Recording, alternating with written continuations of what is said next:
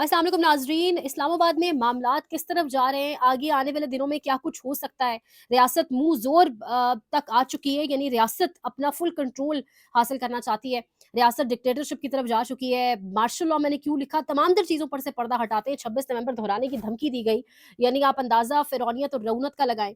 तमाम तर चीज़ें एक-एक करके आपके सामने रखते हैं। सबसे पहले बात करेंगे इम्पोर्टेंटली कि रातों-रात, यानी इतवार की रात शुरू हो चुकी थी, सैटरडे नाइट शुरू ऑब्वियसली मतलब इतवार का दिन था, रातों-रात नोटिफ़िकेशन आ गया और खाली असामियाँ पुर की गई और 3 जजेस इम्पोर्ट किए गए इस्लामाबाद हाई कोर्ट के अंदर। 1 जज साहब बुलाए गए लाहौर हाई कोर्ट से, 1 जज साहब बुलाए गए सिंध हाई कोर्ट से और 1 जज साहब बुलाए गए बलूचिस्तान हाई कोर्ट से। आसिफ नामी, खादिम हुसैन सुमरो सिंध हाई कोर्ट और लाहौर से तो जी जाने-माने सरफराज डोगर साहब 15वें नंबर के ऊपर 1 जज साहब, दूसरे में कोई 12वें नंबर के ऊपर है। सरफराज डोगर साहब को सिर्फ इम्पोर्ट नहीं किया गया, सरफराज डोगर को इस्लामाबाद हाई कोर्ट का अगला चीफ जस्टिस बनाने की भी पूरी की पूरी तैयारी है। ये छुरा घोंपा है जजेस के पीठ में जस्टिस याया आफरीदी ने। वही जस्टिस याया आफरीदी जो अपने जजेस से मुलाकात करते रहे एक जानिब और दूसरी जानिब वही याया आफरीदी ये सब कुछ करते रहे।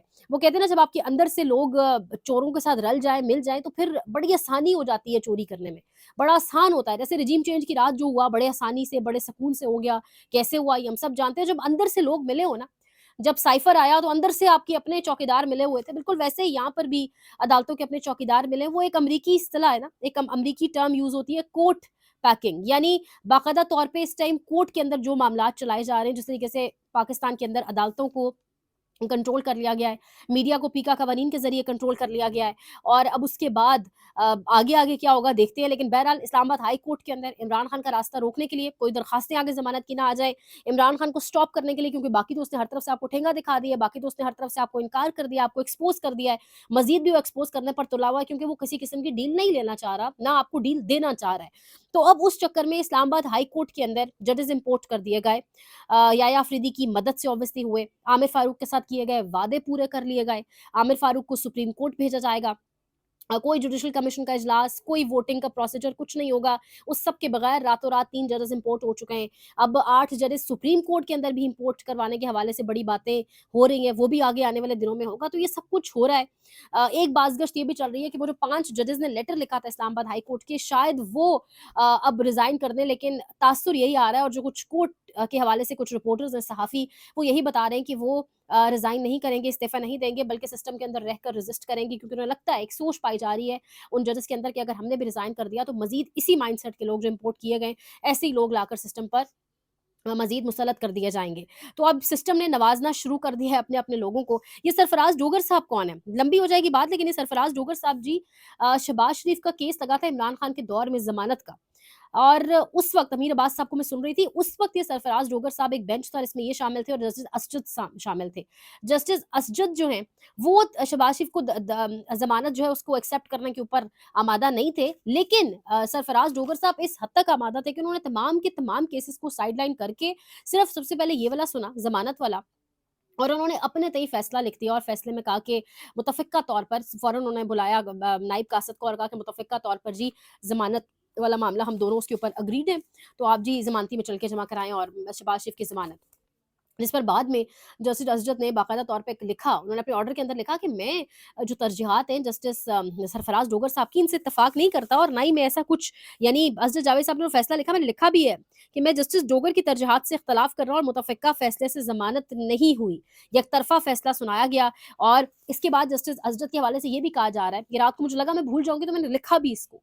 जस्टिस असजद के हवाले से ये भी कहा जा रहा है कि वो उसके बाद उस वक़्त के जो लाहौर हाई कोर्ट के चीफ जस्टिस थे उनके पास भी गए और उन्होंने भी कहा कि मैं तो किसी सूरत ज़मानत नहीं देना चाह रहा था और ना मेरा ऐसा कोई मतलब, मैंने कोई ज़मानत की बात ही नहीं की, बल्कि मैंने तो उस कमरा अदालत के अंदर बैठकर जी मुखालफत की कि मैं ज़मानत के हक़ में नहीं हूँ। उसके बावजूद जस्टिस सरफराज डोगर ने अपने तईं, यानी आप अदालती रिवायात की धज्जियाँ उड़ते हुए देखेंगे, अगला जज कह रहा है मैंने नहीं देनी ज़मानत, लेकिन सरफराज डोगर साहब ने अपने तईं उस जज के बिहाफ़ पर भी लिख दिया जी की ज़मानत। तो फिर अब सरफराज डोगर का ये आप कह लें कि बैकग्राउंड है, ये कॉन्टेक्स्ट है जो बड़ा ज़रूरी था, मैंने आपके साथ शेयर करना था।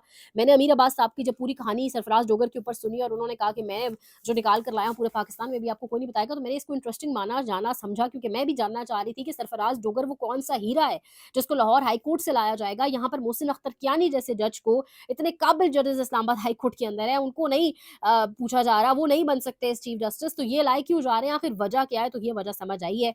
और ये एक बात याद रखें, मुशर्रफ के दौर में भी ना 100 से ज़ायद जजेस 100 के आस-पास जजेस कोर्ट पैकिंग और ये इंस्टॉलमेंट की गई थी अदालतों के अंदर। लेकिन वो जजेस आज उनके नाम के साथ कोई जज भी नहीं लिखता। आज उनको पीसीओ जज कहा जाता है और जो फिर उनका स्टैंडिंग आज दुनिया के सामने वो हम जानते हैं। तो ये जो इस किस्म की एविल किस्म की हरकत होती हैं, शैतानी हरकत, वक़्ती तो आपको लगता है हम जीत गए हैं, लेकिन लॉन्ग टर्म में कभी ऐसा होता नहीं है, क्योंकि जो जैसे इस मुल्क में चलाया जा रहा है, अब कंट्रोल रियासत इतना बनाना चाहती है कि पीका का कानून एक जानिब मीडिया ऑलरेडी मैनेज्ड है, जो सोशल मीडिया काम कर रहा था, जो हम काम कर रहे थे, जो आप लोग कोई कुछ पोस्ट कर रहे थे, अब हम लोग हमारे मुँह बंद कराने के लिए पीका जैसा काला ड्रैकोनियन लॉ जो है वो सामने आ चुका है और हम सबके रास्तों में ठीक-ठाक अब रोड़े अटकाए जाएँगे, हर्डल्स डाले जाएँगे, जब तक देखते हैं जहाँ तक इंशाल्लाह आप कर सके आपको मालूमात बिल्कुल सही वाली फराहम करते रहेंगे बगैर किसी डर के। लेकिन अब एक जानिब पीका, अदालतों के साथ जो हो रहा है वो आपके सामने है। 8 फरवरी का ऐलान किया गया जी पाकिस्तान तहरीक-ए-इंसाफ की जानिब से। 8 फरवरी को सवाबी में जलसा और लाहौर के अंदर मीनार-ए-पाकिस्तान में भी जलसा। उस हवाले से मोहसिन नकवी साहब से जब पूछा गया सहाफ़ी की जानिब से कि पाकिस्तान तहरीक-ए-इंसाफ दोबारा ऐलान कर बैठी है, तो मामला किस तरफ जाएगा? तो मोहसिन नकवी साहब ने जिस रऊनक, तकब्बुर, फ़िरौनियत से कहा नहीं उस बंदे की ऑनेस्टली क्या औकात है? यानी मोहसिन नकवी को सेनेटर कैसे बना दिया गया? किस सियासी जमात से उनका ताल्लुक है? कौन है वो? क्या क्रिकेट से लेना-देना है? कैसे पीसीबी चेयरमैन यानी अंदाज़ा लगाएँ ना, वो फ़िरौनियत, तकब्बुर इसीलिए है कि उसको पता है कि मेरे पीछे कोई है। तो बहरहाल मोहसिन नकवी ने कहा कि रिक्वेस्ट करेंगे, पहले भी रिक्वेस्ट की थी पीटीआई से, नहीं अगर माने तो फिर वही। यानी फिर वही मतलब फिर वही 26 नवंबर। यानी 26 नवंबर को क्या हुआ था? पाकिस्तान तहरीक-ए-इंसाफ क्या कहती है? दुनिया क्या कहती है? 26 नवंबर को इस्लामाबाद के अंदर क्या हुआ था? कत्लेआम हुआ था, गोली चली थी। तो यानी आप अपने निहत्थे शहरियों के ऊपर खुदा न खास्ता फिर गोली चलाने की धमकी दे रहे, तो ये रियासत मुँह ज़ोर के लेवल पर आ चुकी है। रियासत किसी भी हद तक जाएगी। रियासत मुझे लगता है खुदा न खास्ता अल्लाह माफ़ करे मुल्क के साथ भी कुछ करना पड़ा तो करेंगे, सिर्फ़ इसलिए कि बस इमरान खान का रास्ता रोकना है। वजह सिर्फ़ ये कि कहीं वो जीत कर बाहर सर बुलंद करके, सर ऊँचा करके ना निकल आए और हमारे सर नीचे ना हो जाएँ। लेकिन जो आप हरकतें कर रहे हैं ना, इससे आपके सर वैसे ही बहुत ज़्यादा नीचे हो चुके हैं। क्योंकि जो कुछ आप कर रहे हैं ये आप जानते हैं कि आप अंदर खाते हैं कि आपको खुद भी पता है रियलाइज़ेशन होगी कि हम क्या कर रहे हैं। लेकिन ये इस वक़्त जो है वो हालात इस्लामाबाद के अंदर बना दिए गए हैं। लाहौर के अंदर जलसा होने दिया जाएगा, नहीं होने दिया जाएगा, वो एक अलग सवाल है। लेकिन उससे पहले-पहले जिस तरीके से अदालतों को भी मैनेज मज़ीद कर दिया गया, आपके सामने जो जजेस रातों-रात इम्पोर्ट किए गए, फिर जो 26 नवंबर के हवाले से धमकी दोबारा दी जा रही है 8 फरवरी के हवाले से, इसीलिए मेरा ना मैं सियासत.पी पे जब इंटरव्यूज़ होते हैं मेरे किसी किसी बड़े सहाफ़ी के साथ या किसी भी तज्ज़ियाकार के साथ, तो मेरा सवाल यही होता है कि ये रियासत तो हर हद तक जाने को तैयार है, तो अगर ट्रंप कह भी देता है या बाहर की दुनिया से दबाव आ भी जाता है, तो क्या इमरान खान को छोड़ेंगे ये लोग? क्योंकि हालात यहाँ पे दिखाई नहीं दे रहे ऐसे। दूसरी जानिब जुनैद अकबर खान इमरान खान के नॉमिनी अ, उनकी बाकायदा मंजूर पश्तीन से मुलाकात भी मंज़र आम पर आई है और मंजूर पश्तीन से मुलाकात के अंदर बाकायदा तौर के ऊपर वो तस्वीर भी सामने आई हैं और वो तस्वीर सामने आना भी उनकी भी ऑब्वियसली एक बड़ा मीनिंगफुल एक एक पैगाम है, क्योंकि मंजूर पश्तीन से मुलाकात तो ये इसको बड़ा ऑब्वियसली बड़ा एक आप इसको एक अहम नज़र से देख देख सकते हैं। और ये जो अदालती सारे मामलात चल रहे हैं इसके ऊपर मुझे सेनेटर मुश्ताक साहब की ट्वीट याद आ गई है जाते-जाते, उन्होंने लिखा है सकूत अदलिया, तो बिल्कुल ठीक लिखा है।